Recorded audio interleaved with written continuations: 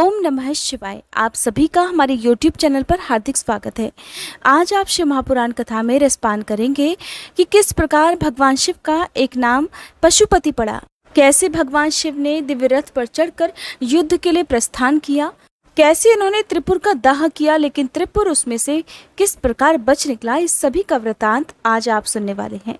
जब कभी भी कोई तीज त्योहार होता है तो उस दिन हो सकता है आपको शिव महापुराण कथा सुबह के समय ना मिले, लेकिन ये मेरा आपसे प्रॉमिस है कि मैं आपको उसी दिन ये कथाएं जरूर सुनाऊंगी। एक भी दिन का गैप बीच में नहीं होने देंगे।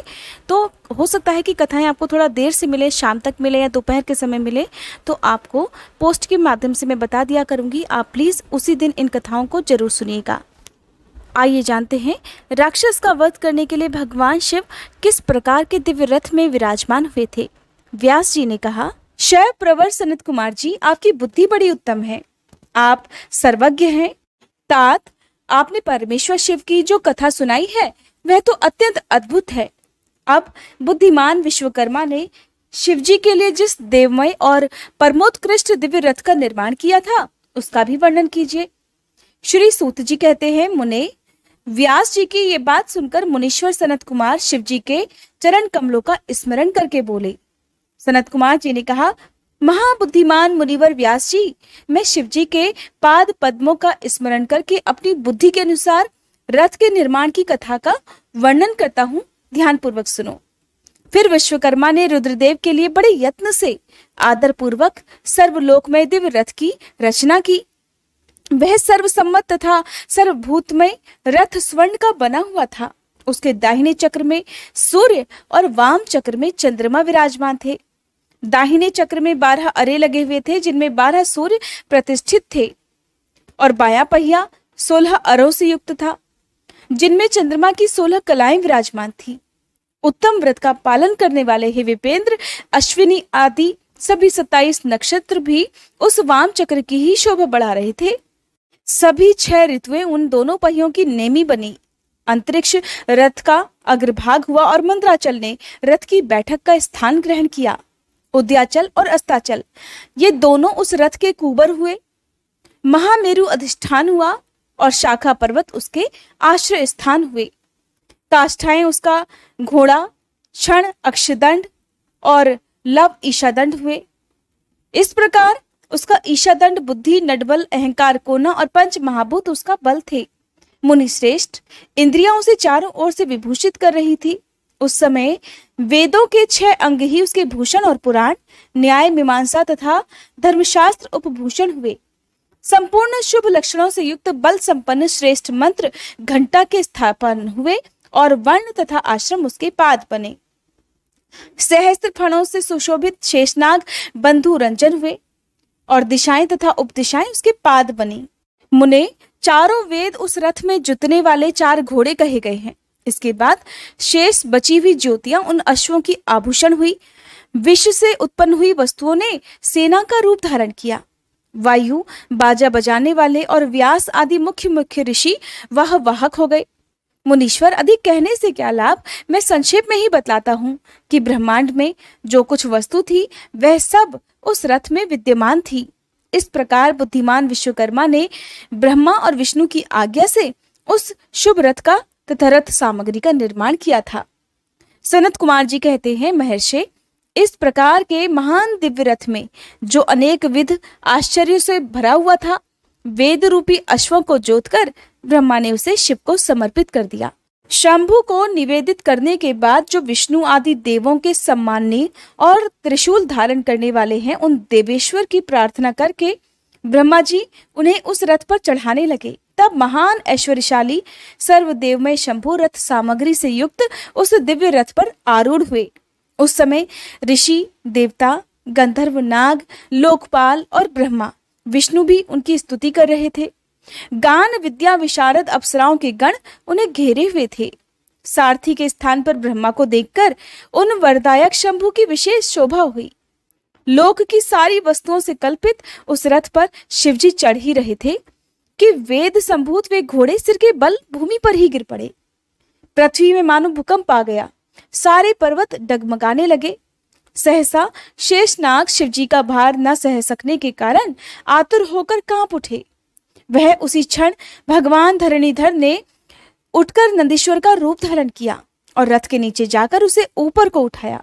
परंतु नंदीश्वर भी रथ पर विराजमान महेश के उस उत्तम तेज को सहन नहीं कर सके और उन्होंने भी तत्काल ही पृथ्वी पर घुटने टेक दिए। फिर भगवान ब्रह्मा ने शिव जी की आज्ञा से हाथ में चाबुक लेकर घोड़ों को उठाकर उस श्रेष्ठ रथ को खड़ा किया। फिर महेश द्वारा अधिष्ठित उस उत्तम रथ में बैठे हुए ब्रह्मा जी ने रथ में जुते हुए मन और वायु के समान वेगशाली वेदमय अश्वों को उन तपस्वी दानवों के आकाश स्थित तीनों पुरों को लक्ष्य करके आगे बढ़ाया। फिर लोकों के कल्याणकर्ता भगवान रुद्र देवों की ओर दृष्टिपात करके कहने लगे, सुरश्रेष्ठो, यदि तुम लोग देवों तथा अन्य प्राणियों के विषय में पृथक पृथक पशुत्व की कल्पना करके उन पशुओं का आधिपत्य मुझे प्रदान करोगे, तभी मैं उन असुरों का संहार करूंगा, क्योंकि वे दैत्य श्रेष्ठ तभी मारे जा सकते हैं, अन्यथा उनका वध कदापि असंभव है। सनत कुमार जी कहने लगे, मुने, अगाध बुद्धि संपन्न देवाधिदेव भगवान शंकर की ये बात सुनकर सभी देवता पशुत्व के प्रति सशंकित हो उठे, जिससे उनका मन खिन्न हो गया। तब उनके भाव को समझकर देवाधिदेव अंबिकापति शंभु करुणार्ध हो गए। फिर वे हंसकर उन देवताओं से इस प्रकार बोले, देव श्रेष्ठो, पशु भाव प्राप्त होने पर भी तुम लोगों का पतन नहीं होगा। मैं उस पशु भाव से विमुक्त होने का उपाय बतलाता हूं, सुनो और वैसा ही करो। समाहित मन वाले देवताओं, मैं तुम लोगों से सच्ची प्रतिज्ञा करता हूं कि जो इस दिव्य पाशुपत व्रत का पालन करेगा वह पशुपत्व से मुक्त हो जाएगा। हे सुरश्रेष्ठो, तुम्हारे अतिरिक्त जो अन्य प्राणी भी मेरे पाशुपत व्रत को करेंगे वे भी निस्संदेह पशुत्व से छूट जाएंगे। जो नैष्ठिक ब्रह्मचर्य का पालन करते हुए 12 वर्ष तक, 6 वर्ष तक अथवा 3 वर्ष तक मेरी सेवा करेगा अथवा कराएगा, वह पशुत्व से विमुक्त हो जाएगा। इसलिए श्रेष्ठ देवताओं, तुम लोग भी जब इस परमोत्कृष्ट दिव्य व्रत का पालन करोगे तो उसी समय पशुत्व से मुक्त हो जाओगे, इसमें कोई भी संशय नहीं है। सनत कुमार जी कहते हैं, महर्षि, परमात्मा महेश्वर का वचन सुनकर विष्णु आदि देवताओं ने कहा, तथेति, बहुत अच्छा, ऐसा ही होगा। इसलिए बड़े बड़े देवता तथा असुर भगवान शंकर के पशु बने और पशुत्व रूपी पाश से विमुक्त करने वाले रुद्र पशुपति हो गए। तभी से महेश्वर का पशुपति ये नाम विश्व में प्रख्यात हो गया। ये नाम समस्त लोकों में कल्याण प्रदान करने वाला है।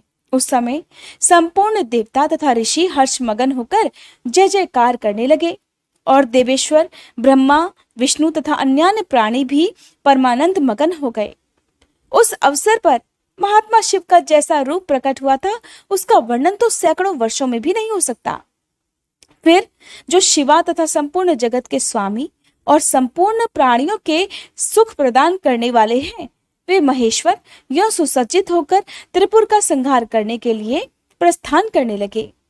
जिस समय देवाधिदेव महादेव त्रिपुर का विनाश करने के लिए चले, उस अवसर पर देवराज आदि सभी प्रधान देवता भी उनके साथ ही प्रस्थान कर गए। पर्वत के समान विशालकाय उन सुरेश्वरों का मन प्रसन्न था। वे सूर्य के समान प्रकाशित हो रहे थे और वे सभी हाथों में हल, शाल, मूसल, भुशुंडी और नाना प्रकार के पर्वत जैसे विशाल आयुधों को धारण करके हाथी, घोड़े, सिंह, रथ और बैलों पर सवार होकर चल रहे थे। उस समय जिनके शरीर परम प्रकाशमान थे और मन महान उत्साह से संपन्न था तथा जो नाना प्रकार के अस्त्र शस्त्रों से सुसज्जित थे, वे इंद्र, ब्रह्मा और विष्णु आदि देव शंभु की जय जयकार बोलते हुए महेश्वर के आगे आगे चल दिए। सभी दंडी और जटाधारी मुनि हर्ष मनाने लगे और आकाशचारी सिद्ध तथा चारण पुष्पों की वर्षा करने लगे। हे विपेंद्र, त्रिपुर की यात्रा करते समय जितने गणेश्वर शिव जी के साथ थे उनकी गणना करके कौन पार पा सकता है। फिर भी मैं कुछ का वर्णन अवश्य करता हूँ। योगिन, समस्त गणराजों में श्रेष्ठ भृंगी गणेश्वरों तथा देवगणों से घिरकर विमान पर आरूढ़ होकर महेंद्र की भांति त्रिपुर का विनाश करने के लिए चले। उनके साथ साथ केश, विगतवास, महाकेश, महाज्वर, सोमवल्ली, सवर्ण, सोमप, सूर्याक्ष, सूरीनामा, सूर्यवर्चा, सुर, सुंदर, प्रस्कंद, कुदर, चंड, कंपन, अतिकंपन, इंद्र, यंता, हिमकर, शताक्ष, पंचाक्ष, महोदर, त्रिशिक, अहंकार कारक, अज्रवक्त्र, अष्टवक्त्र और अर्धवक्त्र आदि बहुत से अप्रमेय बलशाली वीर गणाध्यक्ष लक्ष्य लक्षण की परवाह न करते हुए महेश्वर को घेर कर चल रहे थे। व्यास जी फिर महादेव शंभु संपूर्ण सामग्रियों सहित उस रथ पर स्थित होकर उन सुरद्रोहियों के तीनों पुरों को पूर्णतया दग्ध करने के लिए तत्पर हो गए। उन्होंने रथ के शीर्ष स्थान पर स्थित होकर उस महान अद्भुत धनुष पर प्रत्यंचा चढ़ाई और उस पर उत्तम बाण का संधान करके वे रोषावेश से होठों को चाटने लगे। फिर धनुष की मूठ को दृढ़ता पूर्वक पकड़कर और दृष्टि में दृष्टि मिलाकर वे वहां अचल भाव से खड़े हो गए। परंतु उनके अंगूठे के अग्रभाग में स्थित होकर गणेश निरंतर पीड़ा ही पहुंचाते रहे, जिससे वे तीनों पुर त्रिशूलधारी शंकर का लक्ष्य नहीं बन सके।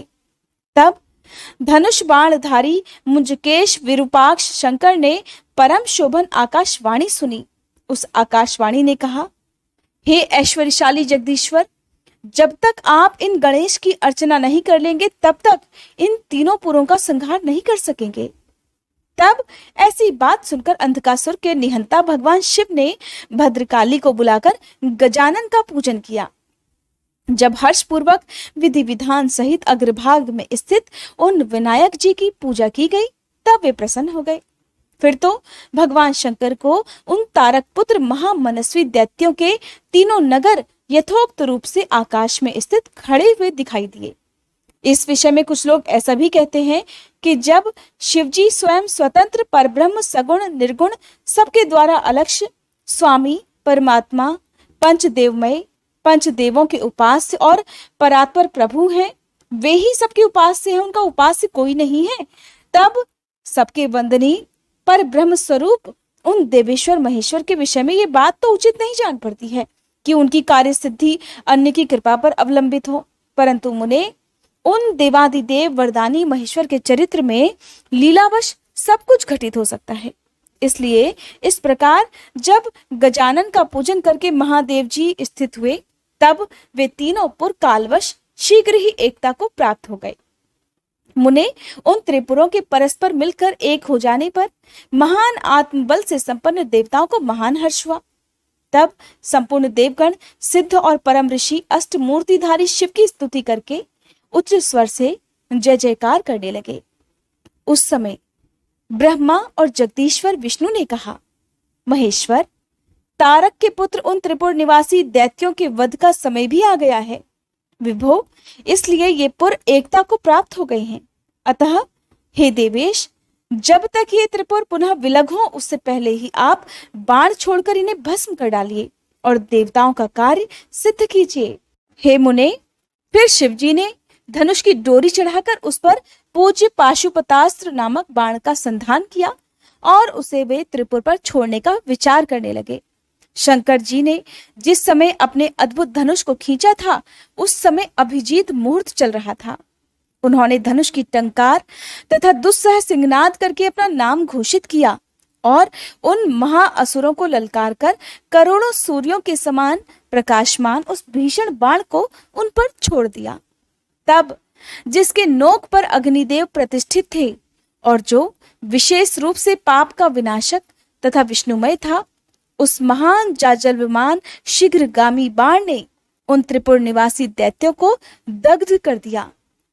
फिर वे तीनों पुर भी भस्म हो गए और एक साथ ही चारों समुद्रों रूपों वाली मेखला वाली भूमि पर ही गिर पड़े। उस समय शिवजी की पूजा का अतिक्रमण कर देने के कारण सैकड़ों दैत्य उस बाण स्थित अग्नि से जलकर हाहाकार मचा रहे थे। जब भाइयों सहित तारकाक्ष जलने लगा तब उसने अपने स्वामी भक्तवत्सल भगवान शंकर का स्मरण किया और मन ही मन महादेव को देखकर परम भक्ति पूर्वक नाना प्रकार से विलाप करता हुआ वह उनसे इस प्रकार कहने लगा, भव, आप हम पर प्रसन्न हैं, ये हमें ज्ञात हो गया है। इस सत्य के प्रभाव से आप फिर कब भाइयों सहित हमें दग्ध करेंगे? भगवान, जो देवता और असुरों के लिए भी अप्राप्य है वह आपके हाथ से मरण रूप दुर्लभ लाभ आज हमें प्राप्त हो गया। अब जिस जिस योनि में हम जन्म धारण करें प्रभु, वहां हमारी बुद्धि आपकी भक्ति से भावित रहे। मुने यो वे दैत्य विलाप कर ही रहे थे कि शिवजी की आज्ञा से उस अग्नि ने उन्हें अद्भुत रीति से जलाकर राख की ढेरी बना दिया। व्यास जी और जो भी बालक और वृद्ध दानव थे, वे शिव की आज्ञा अनुसार उस अग्नि द्वारा शीघ्र ही जलकर भस्म हो गए। यहाँ तक कि उन त्रिपुरों में जितनी स्त्रियां और पुरुष थे, वे भी सबके सब उस अग्नि में उसी प्रकार दग्ध हो गए जैसे कल्पांत में जगत भस्म हो जाता है। उस समय उस भीषण अग्नि से कोई भी स्थावर जंगम बिना जले हुए नहीं बचा, किंतु असुरों का विश्वकर्मा अविनाशी मय बच गया, क्योंकि वह देवों का अविरोधी शंभु के तेज से सुरक्षित और सद्भक्त था। विपत्ति के अवसर पर भी वह महेश्वर का शरणागत बना रहता था। जिन दैत्यों और अन्य प्राणियों का भाव अभाव अथवा कृत अकृत के प्राप्त होने पर नाशकारक पतन नहीं होता, वे सदा विनाश से बचे रहते हैं। इसलिए सत्पुरुषों को अत्यंत संभावित उत्तम कर्म के लिए ही प्रयास करना चाहिए, क्योंकि निंदित कर्म करने से प्राणी का विनाश हो जाता है। अतः गर्हित कर्म का आचरण भूलकर भी ना करें।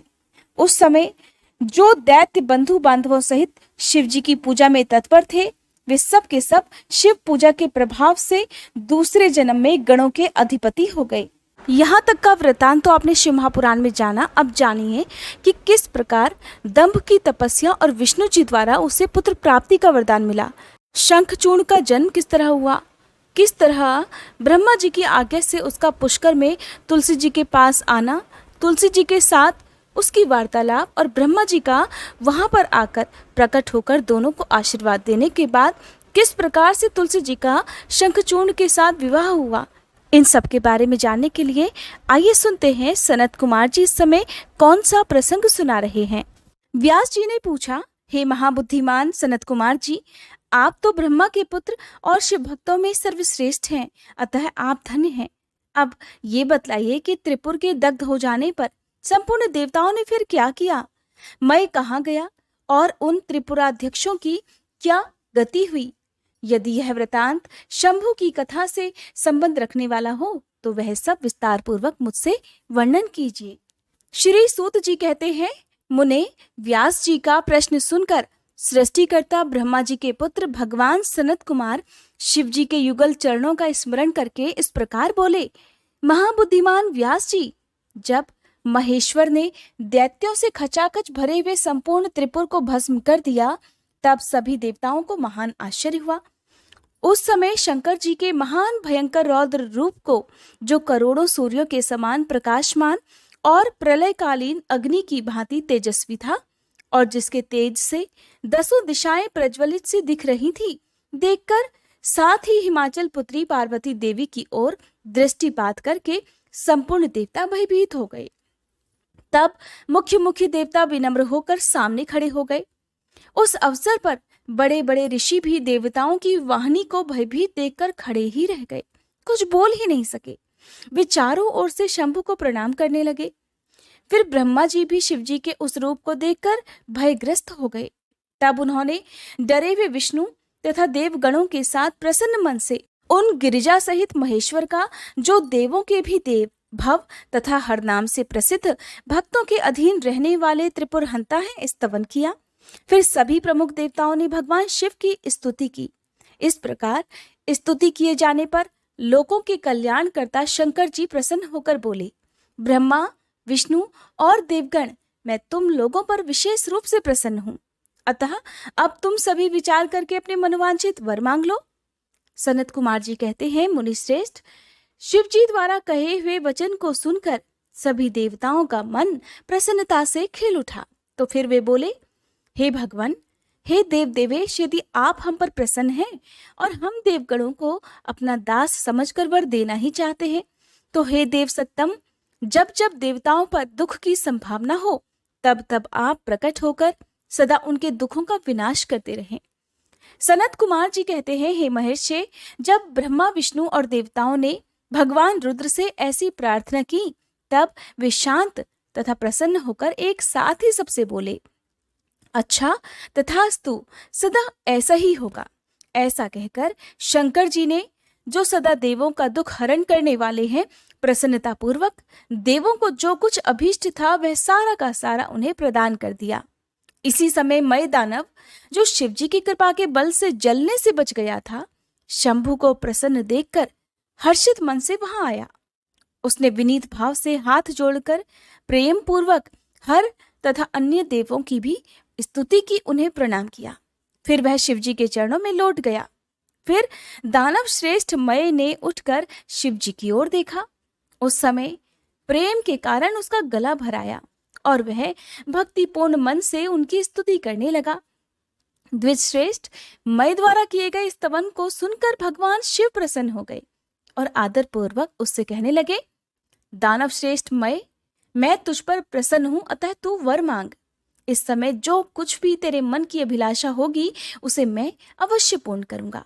सनत कुमार जी कहते हैं, मुने शंभु के इस मंगलमय वचन को सुनकर दानव श्रेष्ठ मय ने अंजलि बांधकर विनम्र हो उन प्रभु के चरणों में नमस्कार करके कहा, देवाधिदेव महादेव, यदि आप मुझ पर प्रसन्न हैं और मुझे वर पाने का अधिकारी समझते हैं तो अपनी शाश्वती भक्ति प्रदान कीजिए। परमेश्वर, मैं सदा अपने भक्तों से मित्रता रखूं, दीनों पर सदा मेरा दया भाव बना रहे और अन्यान्य दुष्ट प्राणियों की मैं उपेक्षा करता रहूं। हे महेश्वर, कभी भी मुझ में आसुर भाव का उदय ना हो। हे नाथ, निरंतर आपके शुभ भजन में तल्लीन रहकर मैं निर्भय बना रहूं। सनत कुमार जी कहते हैं, व्यास जी, शंकर तो सबके स्वामी और भक्तवत्सल हैं। मय ने जब इस प्रकार उन परमेश्वर की प्रार्थना की तब वे प्रसन्न होकर मय से बोले, दानव सत्तम, तू मेरा भक्त है, तुझमें कोई भी विकार नहीं है, अतः तू धन्य है। अब मैं तेरा जो कुछ भी अभीष्ट वर है वह सारा का सारा तुझे प्रदान करता हूँ। अब तू मेरी आज्ञा से अपने परिवार सहित वितल लोक को चला जा। वह स्वर्ग से भी रमणीय है। तू वहां प्रसन्न मन से मेरा भजन करते हुए निर्भय होकर निवास कर। मेरी आज्ञा से कभी भी तुझमें आसुर भाव का प्राकट्य नहीं होगा। सनत कुमार जी कहते हैं, मुने, मय ने महात्मा शंकर की उस आज्ञा को सिर झुकाकर स्वीकार किया और उन्हें तथा अन्यान्य देवों को भी प्रणाम करके वह वितल लोक को चला गया। फिर महादेव जी देवताओं के उस महान कार्य को पूर्ण करके देवी पार्वती अपने पुत्र और संपूर्ण गणों सहित अंतर्ध्यान हो गए। जब परिवार समेत भगवान शंकर अंतर्निहित हो गए तब वह धनुष, बाण, रथ आदि सारा उपकरण भी अदृश्य हो गया। फिर ब्रह्मा, विष्णु तथा अन्य देव, मुनि, गंधर्व, किन्नर, नाग, सर्प, अप्सरा और मनुष्यों को महान हर्ष हुआ। वे सभी शंकर जी के उत्तम यश का बखान करते हुए आनंद पूर्वक अपने अपने स्थानों को चले गए। वहां पहुंचकर उन्हें परम सुख की प्राप्ति हुई। महर्षि, इस प्रकार मैंने शशि मौली शंकर जी का विशाल चरित, जो त्रिपुर विनाश को सूचित करने वाला तथा परमोत्कृष्ट लीला से युक्त है, सारा का सारा तुम्हें सुना दिया। तदंतर जलंधर की उत्पत्ति से लेकर उसके वध तक का प्रसंग सुनाकर सनत कुमार जी ने कहा, मुने, अब शंभु का दूसरा चरित्र प्रेम पूर्वक श्रवण करो। उसके सुनने मात्र से शिव भक्ति सुदृढ़ हो जाती है। व्यास जी, शंखचूड़ नामक एक महावीर दानव था जो देवों के लिए कंटक स्वरूप था। उसे शिवजी ने रण के मुहाने पर त्रिशूल से मार डाला था। शिवजी का वह दिव्य चरित्र परम पावन तथा पाप नाशक है। तुम पर अधिक स्नेह होने के कारण अब मैं उसका वर्णन करता हूँ, तुम भी प्रेम पूर्वक उसे श्रवण करो। ब्रह्मा जी के पुत्र जो महर्षि मारीची थे, उनके पुत्र कश्यप हुए। ये मननशील, धर्मिष्ठ, सृष्टिकर्ता, विद्या संपन्न और प्रजापति थे। दक्ष ने प्रसन्न होकर अपनी 13 कन्याओं का विवाह इनके साथ कर दिया। उनकी संतानों का इतना अधिक विस्तार हुआ कि उसका वर्णन करना बहुत कठिन है। उन कश्यप पत्नियों में से एक का नाम था दनु। वह श्रेष्ठ, सुंदरी और महारूपवती थी। उस साध्वी का सौभाग्य बहुत बढ़ा हुआ था। मुने, उस दनु के बहुत से महाबली पुत्र उत्पन्न हुए। विस्तार भय से उनके नाम नहीं गिनाए जा रहे हैं। उनमें एक का नाम विप्रचित्ति था, जो महान बल पराक्रम से संपन्न था। उसका पुत्र दंभ हुआ, जो जितेंद्रिय, धार्मिक और विष्णु भक्त था। जब उसके कोई पुत्र नहीं हुआ तब उस वीर को चिंता हो गई। उसने शुक्राचार्य को गुरु बनाकर उनसे श्री कृष्ण मंत्र प्राप्त किया और पुष्कर में जाकर घोर तप करना आरंभ कर दिया। वहां सुदृढ़ आसन लगाकर कृष्ण मंत्र का जप करते हुए उसने 1,00,000 वर्ष बिता दिए। तब उस तपस्वी के मस्तक से एक जाजल विमान तेज निकलकर सर्वत्र व्याप्त हो गया। वह तेज इतना दुस्सह था कि उससे संपूर्ण देवता, मुनि तथा मनु संतप्त हो उठे। तब वे इंद्र को अगुआ बनाकर ब्रह्मा के शरणापन्न हुए। वहां उन्होंने संपूर्ण संपत्तियों के दाता विधाता को प्रणाम करके उनकी स्तुति की और फिर विशेष रूप से व्याकुल होकर अपना सारा वृतांत उनसे कह सुनाया। उनकी बात सुनकर ब्रह्मा जी उन्हें साथ लेकर वह सारा वृतांत श्री विष्णु को सुनाने के लिए वैकुंठ लोक को चले। वहां पहुंचकर सभी लोगों ने त्रिलोकी के अधीश्वर और रक्षक परमात्मा विष्णु को विनीत भाव से प्रणाम किया और फिर हाथ जोड़कर उनकी स्तुति करने लगे। देवतागण बोले, देवाधिदेव, हमें पता नहीं कि यहाँ कौन सा कारण उत्पन्न हो गया है। हम किसके तेज से संतप्त और व्याकुल हो उठे हैं, ये आप ही बतलाइए। हे दीनबंधु, अपने दुखी सेवकों के रक्षक तो आप ही हैं, अतः हे शरणदाता रमानाथ, हम शरणागतों की रक्षा कीजिए, रक्षा कीजिए। सनत कुमार जी कहते हैं, मुने, ब्रह्मा आदि देवताओं के वचन को सुनकर शरणागत वत्सल भगवान विष्णु मुस्कुराए और प्रेम पूर्वक बोले, अमरो, शांत रहो, घबराओ मत, भयभीत मत हो। कोई उलट पुलट नहीं होगा, क्योंकि अभी प्रलय का समय नहीं आया है और ये तेज तो दंभ नामक दानव का है, जो मेरा भक्त है और पुत्र की कामना से तप कर रहा है। मैं उसे वरदान देकर शांत कर दूंगा। सनत कुमार जी कहते हैं, मुने, भगवान विष्णु के ऐसा कहने पर ब्रह्मादि देवताओं की व्यग्रता जाती रही और वे सभी धैर्य धारण करके अपने अपने धाम को लौट गए। इधर भगवान अच्युत भी वर प्रदान करने के लिए पुष्कर को चल पड़े, जहां पर वह दंभ नामक दानव तप कर रहा था। वहां पहुंचकर श्री हरि ने अपने मंत्र का जप करने वाले भक्त दंभ को सांत्वना देते हुए बड़ी मधुर वाणी में कहा, वत्स, वर मांग। तब विष्णु जी का उपर्युक्त वचन सुनकर और उन्हें अपने सामने उपस्थित देखकर दंभ बड़ी भक्ति के साथ उनके चरणों में लोटपोट हो गया और बारंबार स्तुति करते हुए बोला, देवाधिदेव, हे कमल नयन, आपको नमस्कार है। रमानाथ, मुझ पर कृपा कीजिए। हे त्रिलोकेश, मुझे एक ऐसा वीर पुत्र दीजिए जो आपका भक्त और महान बल पराक्रम से संपन्न हो।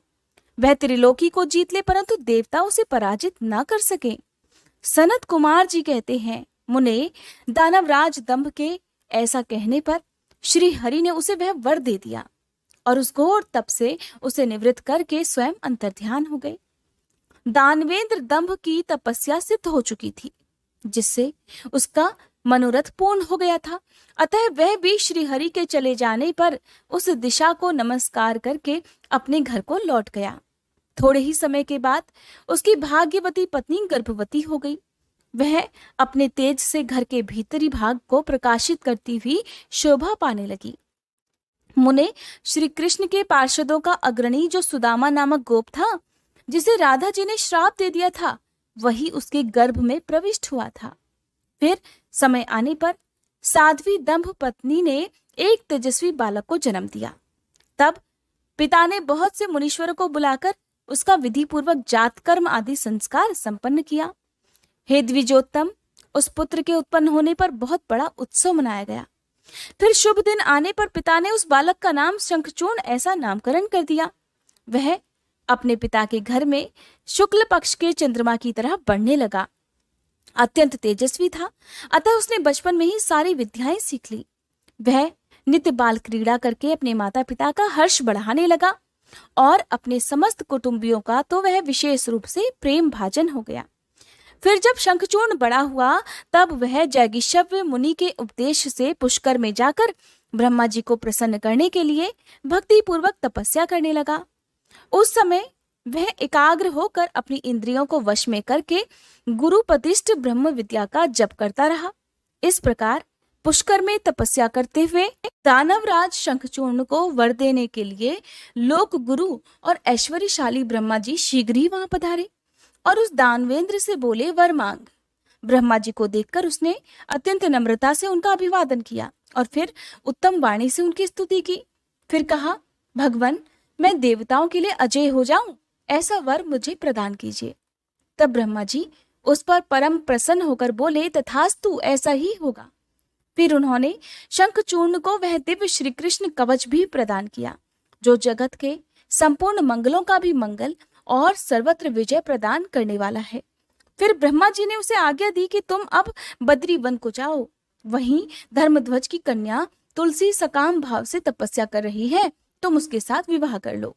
ऐसा कहकर ब्रह्मा जी उसी क्षण उसके सामने ही तुरंत अंतर्ध्यान हो गए। तब तपःसिद्ध शंखचूर्ण ने भी, जिसके सारे मनोरथ तपोबल से पूर्ण हो चुके थे और मुख पर प्रसन्नता खेल रही थी, पुष्कर में ही उस जगत के मंगलों के भी मंगल स्वरूप कवच को गले में बांध लिया और ब्रह्मा जी की आज्ञा अनुसार वह तत्काल ही बद्रिकाश्रम को चल पड़ा। वहां दानव शंखचूर्ण सहसा उस स्थान पर जा पहुंचा जहां धर्मध्वज की पुत्री तुलसी तपस्या कर रही थी। सुंदरी तुलसी का रूप अत्यंत कमनीय और मनोहर था। वह उत्तम शील से संपन्न थी। उस सती को देखकर शंखचूर्ण उसके समीप ही ठहर गया और मधुर वाणी में उससे बोला, सुंदरी, तुम कौन हो? किसकी पुत्री हो? तुम यहाँ चुपचाप बैठकर क्या कर रही हो? ये सारा रहस्य जरा मुझे बतलाओ तो। सनत कुमार जी कहते हैं, मुने, शंखचूर्ण के ये सकाम वचन सुनकर तुलसी ने उससे कहा, मैं धर्मध्वज की तपस्विनी कन्या हूँ और यहाँ तपोवन में तप कर रही हूँ। आप कौन हैं? सुखपूर्वक अपने अभीष्ट स्थान को चले जाइए, क्योंकि नारी जाति ब्रह्मा आदि को भी मोह में डाल देने वाली होती है। यह विषतुल्य निंदनीय दोष उत्पन्न करने वाली माया रूपिणी तथा विचारशीलों को भी श्रृंखला के समान जकड़ लेने वाली होती है। सनत कुमार जी कहते हैं, महर्षि, तुलसी जब इस प्रकार रस भरी बातें कहकर चुप हो गई, तब उसे मुस्कुराती देखकर शंखचूर्ण ने भी कहना आरंभ कर दिया, देवी, तुमने जो बात कही है वह सारी की सारी मिथ्या हो। ऐसी बात नहीं है, उसमें कुछ तो सत्य है और कुछ असत्य भी है। इसका विवरण मुझसे सुनो। शोभने, जगत में जितनी पतिव्रता नारियां हैं उनमें तुम अग्रणी हो। मेरा तो ऐसा विचार है कि जैसे मैं पाप बुद्धि कामी नहीं हूं, उसी प्रकार तुम भी काम पराधना नहीं हो। फिर भी इस समय मैं ब्रह्मा जी की आज्ञा से ही तुम्हारे समीप आया हूं और गांधर्व विवाह की विधि से तुम्हें ग्रहण करना चाहता हूँ। भद्रे, क्या तुम मुझे नहीं जानती हो, अथवा तुमने कभी मेरा नाम भी नहीं सुना है? अरे, देवताओं में भगदड़ डालने वाला शंखचूर्ण तो मैं ही हूँ। मैं दनु का वंशज और दंभ नामक दानव का पुत्र हूँ। पूर्व काल में मैं श्रीहरि का पार्षद था। मेरा नाम सुदामा गोप था। उस समय मैं राधिका जी के शाप से दानवराज शंखचूर्ण होकर ही उत्पन्न हुआ हूँ। ये सारी बातें मुझे ज्ञात हैं, क्योंकि श्री कृष्ण के प्रभाव से मुझे अपने पूर्व जन्म का स्मरण बना हुआ है। सनत कुमार जी कहते हैं, मुने, तुलसी के समक्ष ऐसा कहकर शंखचूर्ण मौन हो गया। जब दानवराज ने आदर पूर्वक तुलसी से ऐसा सत्य वचन कहा, तब वह परम प्रसन्न हुई और मुस्कुराकर कहने लगी, भद्र पुरुष, आज आपने अपने सात्विक विचार से मुझे पराजित कर दिया है। जो पुरुष स्त्री द्वारा परास्त ना हो सके, वह संसार में धन्यवाद का पात्र है, क्योंकि जिसे स्त्री जीत लेती है वह पुरुष सदाचारी होते हुए भी सदा अपवित्र बना रहता है। देवता, पितर और समस्त मानव उसकी निंदा किया करते हैं। जनना शौच तथा मरणा शौच में ब्राह्मण 10 दिनों में, क्षत्रिय 12 दिनों में और वैश्य 15 दिनों में शुद्ध हो जाता है, तथा शूद्र की शुद्धि 1 मास में हो जाती है, ऐसा वेद का अनुशासन है। परंतु स्त्री से पराजित हुए पुरुष की शुद्धि चितादाह के अतिरिक्त अन्य किसी प्रकार से संभव ही नहीं है। इसी कारण उसके पितर उसके द्वारा दिए गए पिंड तर्पण आदि को इच्छापूर्वक ग्रहण भी नहीं करते। यहाँ तक कि देवता भी उसके द्वारा अर्पित किए गए पुष्प फल आदि को स्वीकार नहीं करते। जिसका मन स्त्रियों द्वारा आहत हो जाता है, उसके ज्ञान, उत्तम तप, जप, होम, पूजन, विद्या और दान से क्या लाभ? मैंने आपके विद्या, प्रभाव और ज्ञान की जानकारी के लिए ही आपकी परीक्षा ली है, क्योंकि कामिनी को चाहिए कि वह अपने मनोनीत कांत की परीक्षा करके ही उसे पति रूप से वरण करे। सनत कुमार जी कहते हैं, व्यास जी, जिस समय तुलसी इस प्रकार वार्तालाप कर रही थी, उसी समय सृष्टिकर्ता ब्रह्मा जी भी वहां आ पहुंचे और इस प्रकार कहने लगे, शंखचूर्ण, तुम इसके साथ क्या व्यर्थ में वाद विवाद कर रहे हो? तुम गांधर्व विवाह की विधि से इसका शीघ्र ही पाणी ग्रहण करो, क्योंकि निश्चय ही तुम पुरुष रत्न हो और यह सती साध्वी स्त्रियों में रत्न स्वरूपा है। ऐसी दशा में निपुणा का निपुण के साथ समागम गुणकारी ही होगा। सती साध्वी तुलसी, इस प्रकार वे तुलसी की ओर लक्ष्य करके बोले कि तू ऐसे गुणवान कांत की क्या परीक्षा ले रही है? ये तो देवताओं, असुरों और दानवों का मान मर्दन करने वाला है। हे सुंदरी, तू इसके साथ संपूर्ण लोकों में सर्वदा उत्तम उत्तम स्थानों पर चिरकाल तक यथेष्ट विहार कर। शरीरांत होने पर यह पुनः गोलोक में श्री कृष्ण को ही प्राप्त होगा और इसकी मृत्यु हो जाने पर तू भी वैकुंठ में चतुर्भुज भगवान को प्राप्त करेगी। सनत कुमार जी कहते हैं, मुने, इस प्रकार आशीर्वाद देकर ब्रह्मा अपने धाम को चले गए। तब दानव शंखचूर्ण ने गांधर्व विवाह की विधि से तुलसी का पाणी ग्रहण किया और तुलसी के साथ इस प्रकार विवाह करके वह अपने पिता के स्थान को चला गया और मनोरम भवन में उस रमणी के साथ विहार करने लगा। जय भोलेनाथ। उम्मीद करती हूँ आज की ये वीडियो आपको पसंद आई होगी। अगर आपने अभी तक हमारे चैनल पर आज का भागवत कथा का रसपान नहीं किया है तो प्लीज़ जरूर कीजिएगा। साथ ही आप हमारे चैनल पर आने वाली एकादशी की तिथि और शुभ मुहूर्त के साथ ही जन्माष्टमी कब है, किस तरह से लड्डू गोपाल जी की या भगवान कृष्ण की पूजा की जाती है, अगर घर में लड्डू गोपाल जी ना हो तो कैसे पूजा करनी चाहिए, ये वीडियोस भी देख सकते हैं।